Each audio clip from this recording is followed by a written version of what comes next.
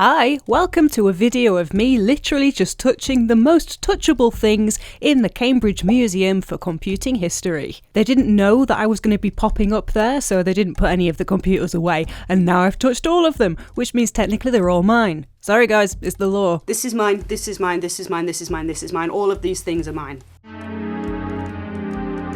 So I'm not really even that interested in computers, I'm really more into video games and the consoles that they go on, especially if they're rubbish. But there is something very satisfying about seeing a bunch of keyboards all lined up, just waiting to be molested. Played with. Same thing. First up, look at this Toshiba MX-H10, released in 1984. This one was running some horse racing game that I couldn't understand, but look at how chunky the F keys are on this thing. That is absolutely distilled. MSX computers were an early attempt to standardise the home computer by Microsoft and the Japanese company ASCII in 1983. No one actually knows what MSX stands for. It might mean Microsoft Extended, because it used Microsoft Extended Basic to run. These computers were most successful in the gaming area. MSX computers had a limited release in America and the UK. Actually, at the time in the UK, computer owners were still enjoying the ZX Spectrum and the Commodore 64, and all of the games that would come with them. Speaking of Commodore, it's a Commodore Plus 4. Look at the direction buttons on that. Distilled. Released in 1984 and discontinued a year later to make way for a new product line, this adorable little thing was marketed as a productivity machine with a spreadsheet program, word processor, and also the capacity to play the game library of the Commodore 64. So that's quite nifty, really. Anyway, I've touched it, so it's mine. Amstrad CPC, don't really care about them, moving on. Here's a Tatung Einstein from 1984. This is one of the more sensual business computers ever made. It's a bit of a hench lad. My favourite thing about it is how the alternate characters on the keys look. Look at how nice that looks. It didn't do that well at the time, probably because it was bloody expensive. More than $1,500 in modern money. It was apparently great for programming on though, but I'm just really excited by how clicky the keyboard is. Let me just quickly touch this Dragon 32. Okay. No one ever talks about how lovely the alternate characters on a Commodore 64 look. It's like a load of dice all lined up satisfyingly. I'm not even that interested in the system itself, I just want to stroke the keyboard. By the way, if you're wondering, these symbols, like the ones we saw on the Einstein, are specifically for making stock graphics in programs and games and whatnot, when programming them. A Texas Instruments 99 from 1981, which has reminded me that I have one of them, so let's touch it in the privacy of my own home. Well, that was nice, wasn't it? 1979 Atari 800, one of the most meaty beige bad lads ever made. Well, this stuff is in a glass case, so I can't touch it. This is bullshit. Bunch of gaming consoles. Isn't it satisfying seeing all of these old systems lined up next to each other? Really is kind of beautiful and soothing. GameCube, one of my favourites. Dreamcast, another favourite. No, thank you, nope. I'm sorry, I know that there's a lot of people who for some reason love the Atari Jaguar, but I just cannot stand it. I hate it. It seems that there's a lot of people who, when you point out the massive flaws in the sodding thing, they get genuinely angry. Don't get me wrong, because the Atari Jaguar is bobbins, I'm very happy to own one. I was sent a knackered one by viewer Bloggo's pal, so I just sort of pushed it at my brother and he fixed it. And then we played Cybermorph on it, and it was not a good time. A Philips CDI, oh now we're talking. Honestly, I don't think there's any console that I want more than a Philips CDI, because as I have expressed before, I do have some serious psychological problems. The Philips CDI was one of the worst things ever put onto market, and that means that I desperately want one. This thing had no idea what it was. It was basically the menopause of the gaming world. Was it a computer? A media player? a video game console. Turns out it was kind of all three of these things, but in a really, really crap way. It was released in 1992 in the UK, and it didn't sell especially well on account of just being, entirely bobbins. The game library was rubbish, most famously including the 3 Zelda games that are notoriously terrible, and Hotel Mario, which is a game where you literally just close doors. Also, there was some educational software like Sticky Bear Family Fun. No, not the name of a porn, unfortunately. The Ultimate Noah's Ark. Oh, I bet that was absolutely distilled. The CDI also had a whole bunch of interactive media, so basically DVD menus on a disc. And no, I'm not even kidding, it also had, in its library, The Joy of Sex. Yeah, The Joy of, the book, and then they made it into a CDI disc.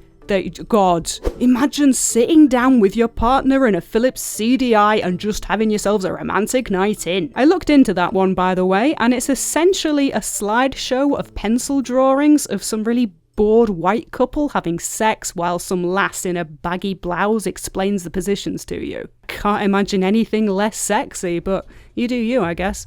The Sega Mega Drive, fitted with the original Sega CD expansion, never fails to delight me. What an absolute mess. It looks way better with the 32X slammed into the spare slot too, but I guess that would be too erotic for a museum that encourages people to bring their kids.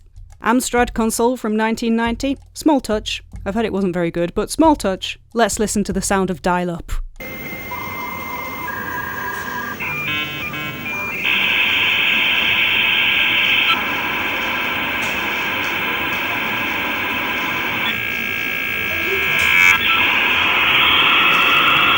Oh, that remains to be one of the most erotic sounds I have ever heard. Hey, let's be really dirty. Let's put that sound over one of the sexiest things I've ever seen.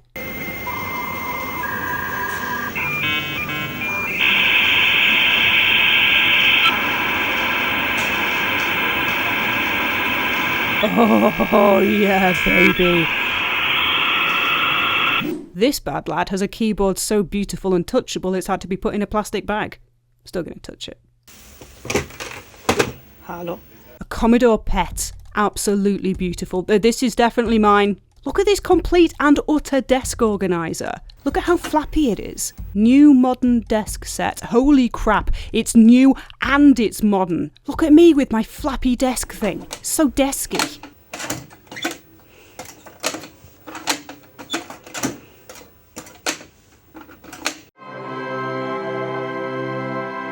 Don't know what this is. Look at this thing. Look at this. I don't even know what it is, but it's enjoyable. Let me just see if my ex will pick up the phone if I call him from this absolutely hench bricky bad lad. Hello? No. Well, it was a long shot. Hello? Hello? Hello? Am I the only person who finds the Sinclair QL kind of sexy? Please don't tell me I'm the only person who does. These guys also have a Sinclair C5, which is one of these bad boys. Thankfully nobody drives it around, because that would just be too much. We're British, we can only handle so much eroticism. More gubbins in glass cases so I can't touch it? Absolute joke. Let me caress those buttons, I don't have much else to live for. This is the original ZX Spectrum prototype, with all those handwritten keys. I don't really understand what I'm looking at, but I do want it, which is exactly how I feel about bubble tea. Look at the keys on this HH Tiger. It doesn't even look like it was made in 1983, does it? Certainly more of an early 90s look with those colours. The reason this one is behind a glass case is that it's obscenely rare. It was originally sold with a monitor, but they're probably even rarer still. It was designed by a British company called Tangerine, which would later become Auric. Tangerine never released this thing themselves. Instead, they sold the relevant gubbins to a fellow Cambridge company, amplifier manufacturers HH Electronics. HH Electronics released the Tiger, but it was a bit of a flop, despite being advanced for the time. According to print adverts around the time of this thing's release, the entire desktop system would have cost you upwards of £2,500 in 1983. Adjusted for inflation, that is, an absolute bobbin load. I cannot get over how lovely the keys are on some of these old computers. I think I just have this weird fetish for keyboards. I just love pressing them and touching them and clicking them. I do not have much else going on in my life. What the shit is this thing? Well, I'm not touching that. This is absolutely the henchest thing here. When I went to visit, this was a new exhibit which was in the process of being made. This was actually one of the computers used by the London Underground to manage one of the lines. For a long time, like decades, they've actually only just upgraded. How mad is that? I gotta admit, having lived in London for 3 years, it makes sense that they were running on decades old hardware. I'll tell you something about stuff that was made in the 70s, it was built to last.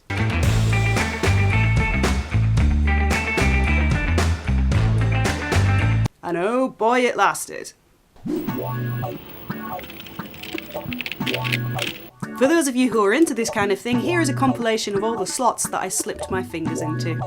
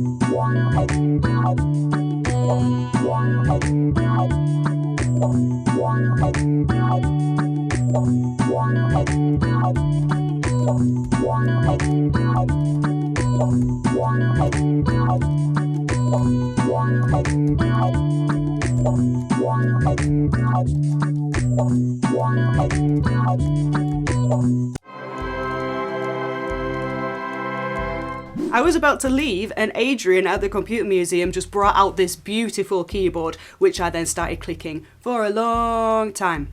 Please take a minute to appreciate how clicky this keyboard is. Wow, that is so clicky. That was awesome. Keyboards are so much more erotic when they are of a firm sort of metallic type. You know what I mean? I need to get a boyfriend. Well, there you go. Just a bunch of stuff that I touched. So that's good. Thank you very much for watching. I hope you had a nice time and don't eat too much ice cream. Do not smash the subscribe button and hurt your computer. I love you guys. Thank you very much for enjoying my content. Like and subscribe.